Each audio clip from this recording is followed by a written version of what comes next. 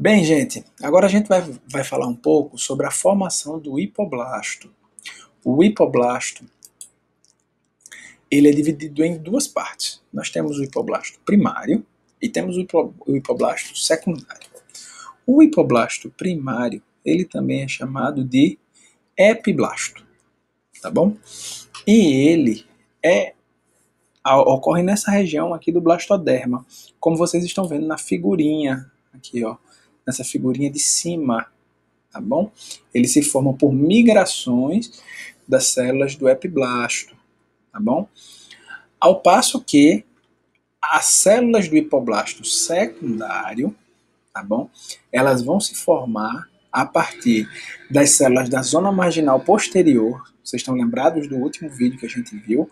Elas estão aqui normalmente próximo da área opaca, entre a área opaca e a zona pelúcida, né?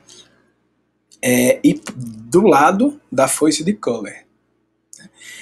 E elas vão se estendendo, empurrando e substituindo as células do hipoblasto primário, tá bom? Então, no momento da postura, a maior parte das células da zona pelúcida, ela permanece na superfície e vai formar o epiblasto, a região de cima, tá bom? E ao passo que as outras células da zona pelúcida, elas vão se destacando, essas células de baixo, tá certo? E vão formando a cavidade subgermal, que a gente já viu isso aí, para formar várias invaginações, que são invaginações que a gente chama de insulares. Elas vão formando conjuntos de células, tá certo? Esses conjuntos de células, cerca de 5 até no máximo 20 células, elas se unem e vão progredindo para formar o hipoblasto anterior. O hipoblasto primário, que se desenvolve sobre o vitelo. Tá bom, gente? Então a gente não pode esquecer disso aqui. Ele vai se formar sobre o vitelo. O vitelo é essa área acinzentada aqui que está cheia de pontinhos. Tá bom? E o que acontece depois? Um pouco mais tarde a gente vai ver que a camada da PMZ, ela imediatamente à frente da foice de Köhler, que a gente vai ver isso aqui, ó. A gente tá vendo aqui. Estão vendo a foice de Köhler? Que ela é essa área em roxinho, tá bom? Lembra das ilhotas de hipoblastos que a gente falou, que são os hipoblastos primários, que são as células que soltam, tá? O endoderma, tá? E as células precursoras do hipoblasto secundário. Tudo bem? Então, imediatamente à frente da foice de Köhler, existe uma migração em direção anterior, empurrando e substituindo as células do hipoblasto primário. Todo mundo está lembrado do hipoblasto primário? Aqui, as células verdezinhas, ele vai empurrando. Tá? O epiblasto e o endoblasto são mantidos unidos por fora da região marginal, na zona opaca, entre as duas camadas, agora chamada de blastocele. Agora a gente vai ter a formação da blastocele, certo? A blastocele é esse espacinho aqui na letra D que vocês estão vendo. Não tem uma areazinha verde aqui com um pontinho vermelho destacado? Essa área aqui é a blastocele, tá certo? Vai se transformar em blastocele.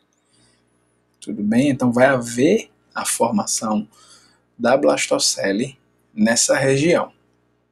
Tá? Então, passando um pouco mais para frente para a formação dos territórios presuntivos, aqui como a gente estava falando, a formação da blastocele. Tá? A gente falando um pouco sobre a formação dos territórios presuntivos, a gente vai ver a formação dos 3 folhetos embrionários, né? O hipoblasto vai formar as membranas extraembrionárias, tá? Então, o saco vitelínico, tá? O pedículo, né?